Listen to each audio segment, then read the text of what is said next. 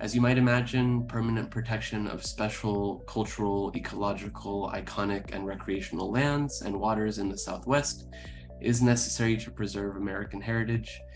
The Southwest's richness of history and culture has far-reaching social and economic benefits, including, but not limited to, fostering connections between people and the outdoors, improving mental health and physical health, providing new opportunities for people to enjoy recreational activities, and increasing economic growth for regions around these spaces. These designations vary quite a bit, and I gave you just a few here to name of the many. We have national recreation areas, wilderness areas, national parks, national conservation areas, and of course, national monuments. National monuments specifically protect cultural and natural resources and archaeological sites on federal public lands. And HECHO currently supports the permanent protection designations of two different areas that I'll note, and I'll talk a little bit about just before handing it over to Camilla: the Great Bend of the Gila and the Chiricahua National Monument. Great examples here to talk about in this context of there being different designation possibilities for different spaces that we recognize as significant to our community, because the Chiricahua National Monument is a national monument, but there is a bill in Congress looking to pursue its designation as a national park, to expand the different infrastructure that comes with that. That creates more access and economic development opportunities surrounding that area for public access, right? With regards to the Great Bend of the Gila, as far as I know to this point, we still don't have a specific designation that we're refined in onto, but we know that that is also a place that we're pursuing, this specific designation, broadly speaking, because it's an important area in Arizona as well. So just speaks to kind of the breadth and range there of these different permanent protection designations.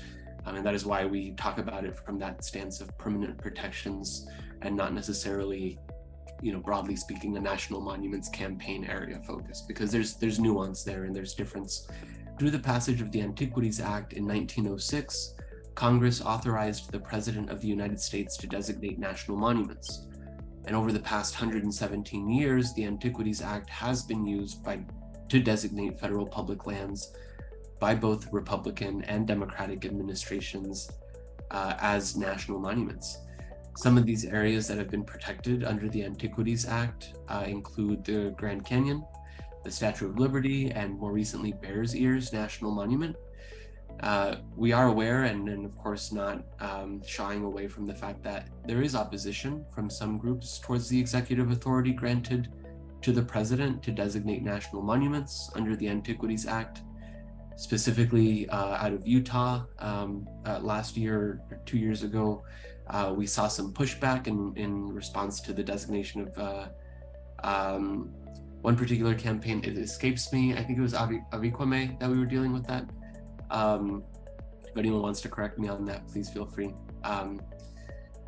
But we know that the concern that this is a federal government overreach is not necessarily founded in reality, given that those designations are only made on existing federal public lands, right? And those designations have been made by both Democratic and Republican administrations for the last 117 years. It's always hard to talk about the Grand Canyon because people think, oh, well, I know about that. It's an American icon. And of course, it's a major travel destination. But despite that, I want to just start out with some of the things that you may or may not know, some quick rundown stats. So it's 278 river miles long, and the Colorado River runs the length of the park. And that starts at Lake Powell from the kind of east and down through the canyon to Lake Mead on the other end. And that river is important because it carries water to 40 million people. Also really amazing and unique. And if you've ever had the chance to fly over the Grand Canyon, at its maximum width, it's 18 miles rim to rim. The average rim to rim is 10 miles wide, and the minimum width is 600 feet wide at Marble Canyon. So wow, it kind of spans all the widths.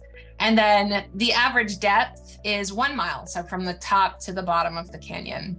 And importantly, the Grand Canyon and the walls of the Grand Canyon that have been cut away by the Colorado River over a very long time hold nearly 2 billion, that's a B, 2 billion years of the planet's geological history. And so what a marvel, and what an amazing place. And no wonder 4.5 million people visited the Grand Canyon in 2021. It was a little higher than that in 2022. We have some stats from 2021 about the spending. So visitors spent $710 million in local gateway regions, and those dollars supported a little over 9,000 jobs in 2021. So people know about this iconic place, this really special place, an important watershed, but what they don't know, that the watershed, the broader region, is threatened. The history behind the Grand Canyon National Park being designated tells us a huge story of why it was to be designated as a national park. So the known human history goes back about 10,500 years. People were visiting the area more nomadically. And then the Grand Canyon National Park area has been continuously inhabited by Native Americans for thousands of years, since approximately 4,000 years ago.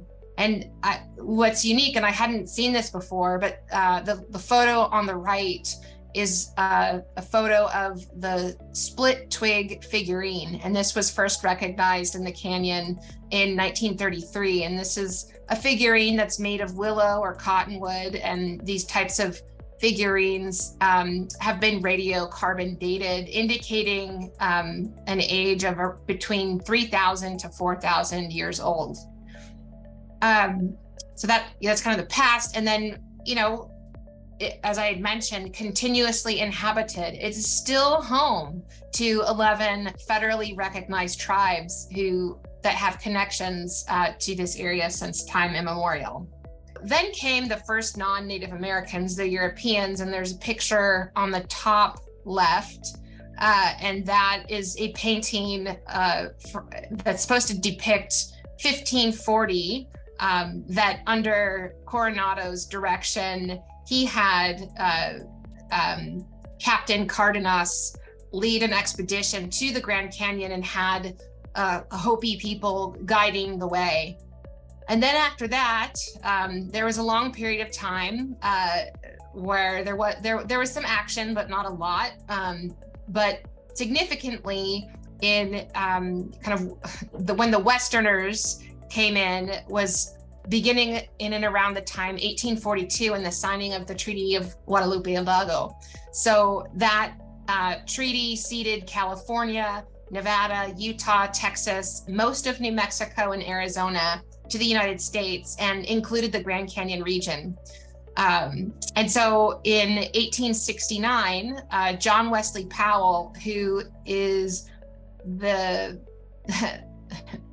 guy between the two top pictures, so the figurine, and yes, that's John Wesley Powell.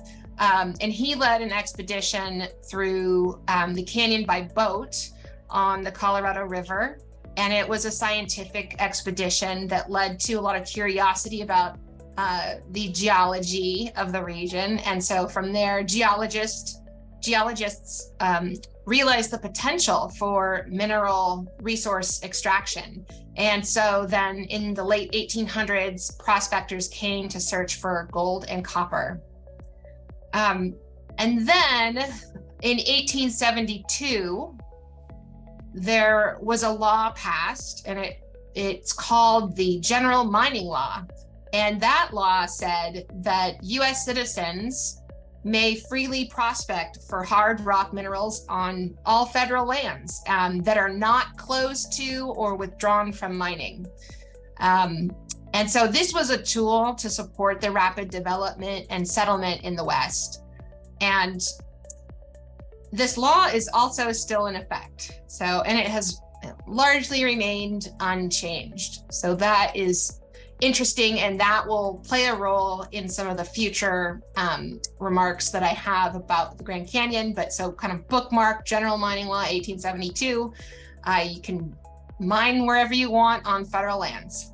In the 1880s, there were some first pioneer settlements along the Grand Canyon rim, and tourism was proving to be more profitable than mining. But with tourism comes developers and other kinds of uses that in a way conflicted with the beauty of the Grand Canyon. And there was still some mining happening in the area, but definitely that at that point, tourism was more profitable than mining. That kind of sets the stage for some of the reasons why the leaders in the United States wanted to protect the Grand Canyon. And so you have in 1882, the first unsuccessful attempt to pass legislation to establish a Grand Canyon National Park. And then, a decade later, in 1893, the President Harrison at the time was able to designate the Grand Canyon as a forest reserve. In 1996, that was when the Antiquities Act passed. And as Jose mentioned, it was the first US law to provide general legal protection of cultural and natural resources of historic or scientific interest on federal lands. And the unique thing about Antiquities Act is that it gives the authority to the President of the United States to establish national monuments on existing federal lands. And that's unique because Congress has that authority in the Constitution. But with this law, the Congress delegated those powers to the President of the United States. In 1916, the National Park Service was established, and of course that's done through an act of Congress, the National Park Service Organic Act, and so there we have it, kind of a general outline of some of the laws and the ways that people were trying to protect the Grand Canyon. So we leave it in 1893. We leave it as a Grand Canyon Forest Reserve. Now that we have the Antiquities Act in 1908, 2 years after the Antiquities Act is done, President Theodore Roosevelt uses his powers that are provided by Congress through the Antiquities Act to designate the Grand Canyon as a national monument. And here are the proclamation documents. So you on the left, you have the explanation of it. It stayed a national monument for 11 years when in 1919, Congress designated the Grand Canyon as a national park. And here is a map that I'm sure folks are familiar with. It's a modern map, but you'll see that in the dark green, those are the boundaries of the Grand Canyon National Park. Next slide. All right, so fast forward to the early 2000s. The price of uranium spiked in 2004, and uranium mining companies reacted to that by staking mining claims on federal lands, because remember, people can, and so can companies because of the general mining law that says you can do that on any federal lands. In the case of the Grand Canyon region, they did this because of speculation about uranium deposits, which are found deep within sandstone, siltstone, and mudstone layers across the Southwest. And so near the Grand Canyon, uranium ore is found in geologic features called breccia pipes. And these breccia pipes are vertical features that are the result of collapse of rocks and mineral deposits. And they can be between 100 to 400 feet wide and up to 3,000 feet deep. And so here's the diagram that shows you the uranium ore in bright orange. And you can also see how it intersects with aquifers. And there's once uranium is, exposed to air, it becomes a problem. So in the ground, it's fine. But once it's exposed to air, it becomes a problem. As the price of uranium went up, starting in about 2004, companies staked mining claims. In 2008, there were over 8,000 mining claims on federal lands in the Grand Canyon region. This is a map that shows where those were. All the little yellow circles are in there. And this is what happened in 2008. And they did that obviously because they could. These areas are either forest lands or BLM lands, and both of those classifications, statuses of the lands allow for what's called multiple use, and so mining is a part of that on Bureau of Land Management lands and National Forest lands. So it's not part of the Grand Canyon National Park where after that was designated a national park, then you couldn't go out there and have a mining claim. But you'll see that there's one in there, if you can circle orphan mine with the little cursor. So there was one in there so there was a mine that was patented. I think it was initially a copper patent, and then it was sold, and the right to the claim on that was transferred, and then it did become a uranium mine inside of the Grand Canyon boundaries. So a lot of these things get grandfathered in, and that's kind of how things go. So as a result of that, in 2012, Secretary of the Interior Ken Salazar issued a 20-year moratorium on uranium mining on 1 million plus acres near the Grand Canyon. Its purpose was to protect the canyon from additional uranium and other hard rock mining. And that 20-year time period would provide time for monitoring the impacts from uranium mining that could inform future land use decisions. As I mentioned before, approved mining operations in this area would continue. They would be grandfathered in, as well as new operations on valid existing mining claims. So if the folks that kind of went with this, they put in a claim during that spike for uranium, the price of uranium going up, they went out and put it and staked a claim. And if it's a valid claim, they can then develop a mine for uranium. If they don't do if there's some kind of turnover where if they don't do anything for a little while and don't maintain it and don't pay a fee, then that goes back to the federal estate. So there are some little technicalities in there, but it's a low bar. They just have to dig a hole or do some kind of modification and then pay like $200 each year to keep their claim. So that's a little tidbit, but if they let that expire, a new claim would need to be staked. So if people let it expire, then it kind of termed out, and then perhaps we don't have that anymore. We don't have to worry about that claim anymore. So why does a monument designation make sense? And I'll talk about kind of barriers to protection in these same kind of next set of slides. So, well, first of all, it's the ancestral home of multiple tribes. And here is a graphic that shows the places where the various tribes have connections to and resources, and have that traditional knowledge. And I thought that another a really eloquent way of explaining why a monument designation makes sense for the area around the national park the Creator gave us a gift, and that gift is in the form of the Grand Canyon. That gift is not only to the tribal nations that have that intimate connection with it, but it's a gift to the state of Arizona. It's a gift to the United States. It's a gift to the entire world. And that's a quote from the Hopi tribe. So some other reasons is that it's, for the monument, it's critical to the West's scarce water resources. We talked about the Colorado River, and everybody is well aware of the arid Southwest. It's home to abundant biodiversity and unique ecology. It has a unique proximity to the Grand Canyon National Park.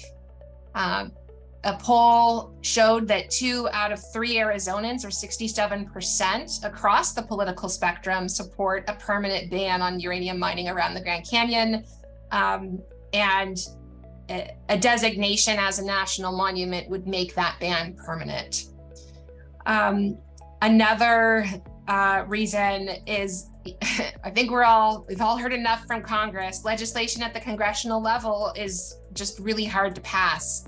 And it takes years. And as you recall from some of the earlier slides, it took a very long time to get the Grand Canyon National Park. There's that. There's the fact that the President of the United States has the authority to designate national monuments. Another reason is that the 2012 mineral withdrawal ends in 2032. And so there's 9 years left. And once that ban expires, those lands will be open again to mining claims unless something is done ahead of time to protect those federal lands. And so I think there's some other pieces here that are more in the other reasons why we'd want to protect. There's a lot of efforts to expand the critical minerals list to include uranium, and so the Grand Canyon would then be threatened by that if the ban isn't made permanent. So a while back, there was a lot of talk about that during the Trump administration to make uranium a critical mineral. And I think this is really interesting. I learned this recently. The Grand Canyon region does not hold significant quantities of uranium. So even where the quality of uranium is relatively high for the United States, the quantity is still not enough to make a dent in US nuclear fuel needs. So when we're trying to balance out our priorities, and especially in this region where water supplies are already stressed and where tribes have been really clear about the threat that mining poses to them, those risks far outweigh the possible benefits. And really, just in short, the Grand Canyon region is much too precious for uranium mining, to mine for uranium. For those of you who are not so familiar with how monuments are designated and what goes into a monument campaign and how things happen, it isn't anything that the president does on his own accord. He just doesn't pick a place and say, I'm going to make a national monument out of this. So national monument designations are arduous processes, and they can take years to develop and to get to the finish line. Many designations of national monuments start off as something other than national monuments, just like the Grand Canyon. It started off as a national monument, went to national park. Other places start off as cultural heritage areas or wilderness study areas or other things, and then they transform into a national monument campaign. One such campaign in northern New Mexico was the Rio Grande del Norte National Monument. I was lucky enough to be on that coalition and to help organize around the monument. And it started off, we didn't know it was going to be a national monument. We started kind of a cultural heritage area and all of this, but we knew that the area had to get permanent protection. There was also threats of extraction, of mining and things like that. And the gorge, the beauty of, Pot Mountain and Ute Mountain and some of the areas, within the monument, we just knew it needed to be protected. So a coalition is formed, and a coalition is it's made up of people and organizations, and we tried what we did with the Rio Grande del Norte is we worked really hard to get support from communities in and around the Taos area, all the way up to Cuesta, and you have these public meetings, and the one of the best things about these public meetings is that people and organizations, special interests, everybody gets a voice in how these monuments are going to be managed. And that's really, really important to remember.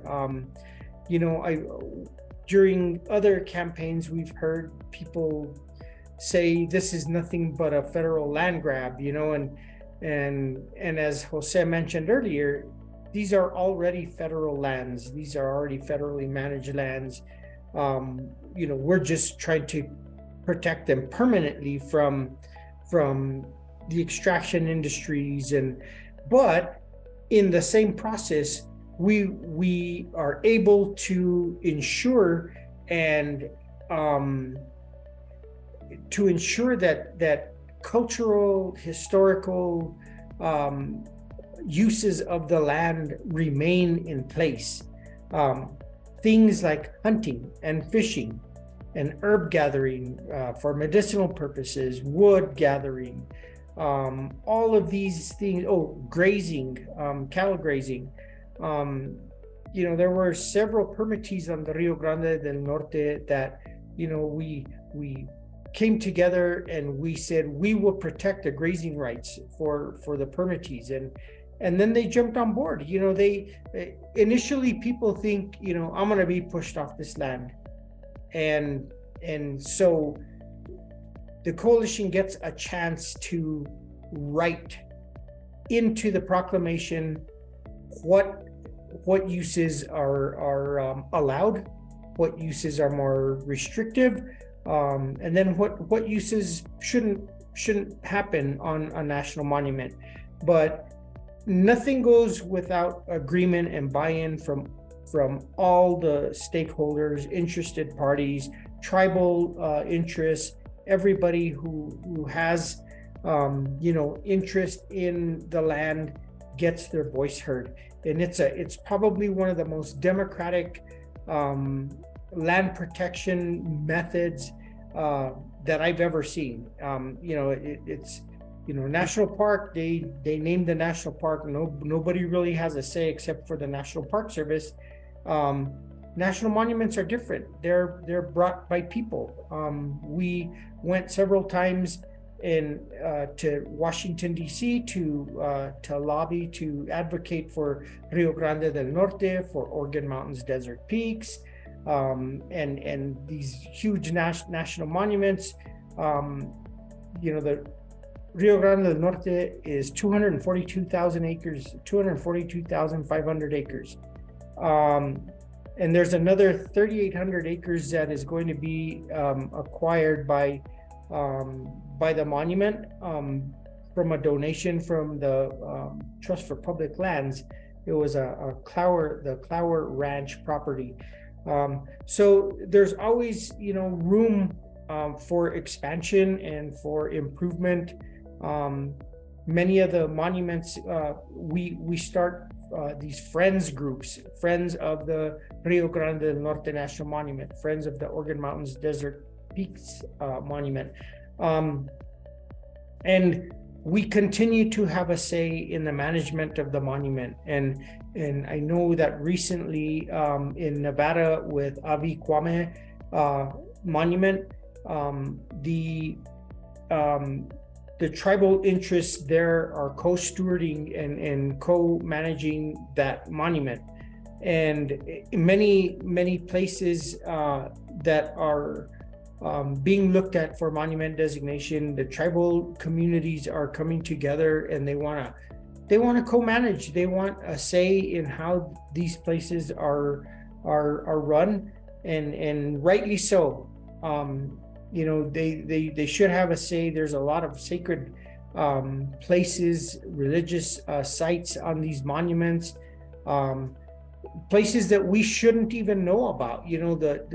Us as common people, the tribes have been practicing religious ceremony on some of these places for millennia, and no one, not everybody needs to know where those places are, and they continue to be used by them, and they should have the right to keep those places sacred and without interruption. But so the Organ Mountains Desert Peaks National Monument is almost 500,000 acres. It's 496,000 acres, and I can speak for having advocated for both of these monuments. It doesn't happen overnight. Some of these designations can take years to happen, but it's good work. It's coalition building, it's community building. The benefits from these national monuments, as Jose said, range from economic to just people getting outdoors and experiencing something new. And like on the Rio Grande del Norte, there were guys who do rafting, whitewater rafting. We made sure that they were going to be able to continue their business in the monument. Guides, hunting and fishing guides. Also, we made sure that their interests were protected and that they were going to be able to continue their work there. So, and the reason why I mention all of this is because sometimes people think that monuments are going to be restrictive and everything's going to change and no one is going to be able to use the land anymore.